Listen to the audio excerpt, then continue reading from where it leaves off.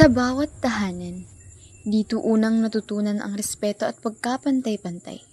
Pero, paano kung sa sariling bahay, may mga pusong hindi pa rin pantay ang turing?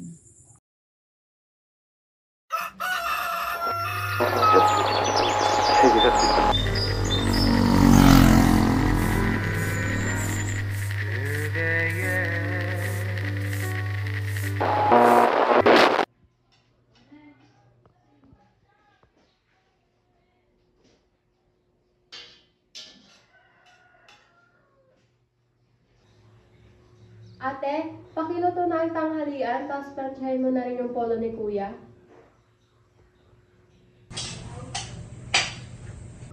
Opo, Nay. Pero baka pwede naman pong si Kuya minsan. Hindi gawain ng lalaki yan. Dapat babae ang gumagawa ng mga ganang bagay.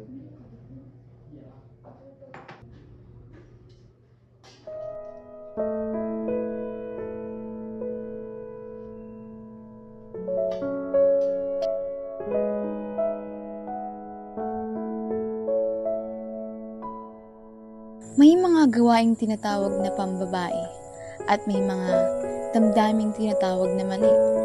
Ngunit, pare-pareho lang dapat tayong pantay sa bahay at sa puso. Nakakapagod, Sam. Sa bahay pa lang parang bawal na akong maging ako. Sabi ni Papa, babae sa maraming na dapat ang pagmamahalan. Hindi yan, ang pagmamahal, hindi kasalanan. Walang mali sa puso mong magmahal ng totoo.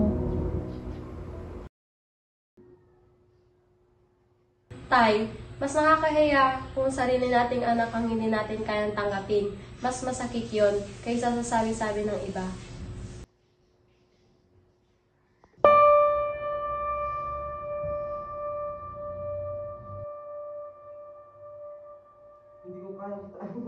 Ang takot sa paningin ng iba, nagiging dahilan ng kawalan ng pag-unawa. At sa ganitong takot, nagiging kulungan ang sariling tahanan.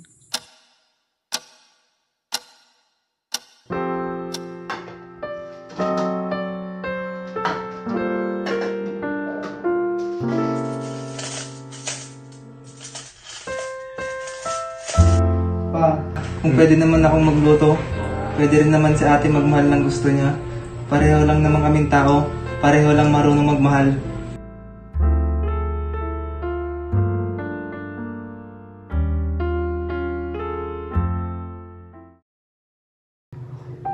Hindi ko gusto magtakot pa. Natatakot na ako na baka hindi niya ako matanggap.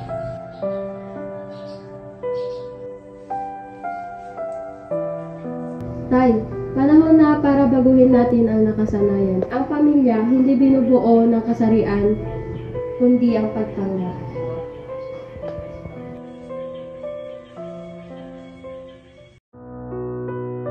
At sa bawat pag-unawa, unti-unting nabubura ang pader ng diskriminasyon.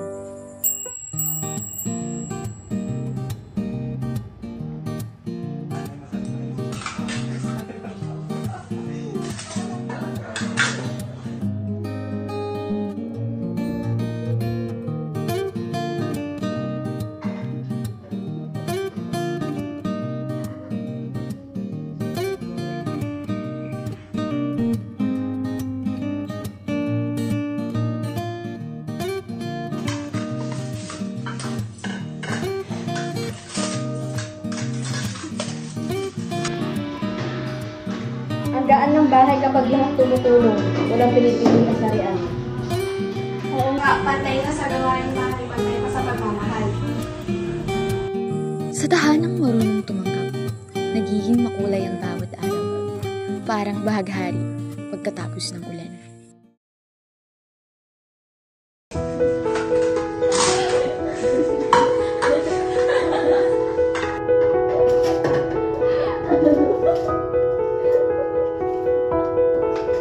Salamat sa inyo lahat. Ngayon ko lang naramdaman ang tunay na kapayapaan sa bahay.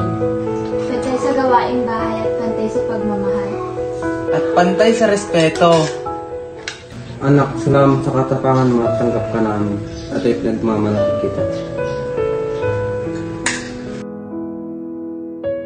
Ang bahay na marunong tumanggap, doon sumisikat ang tunay na baghari.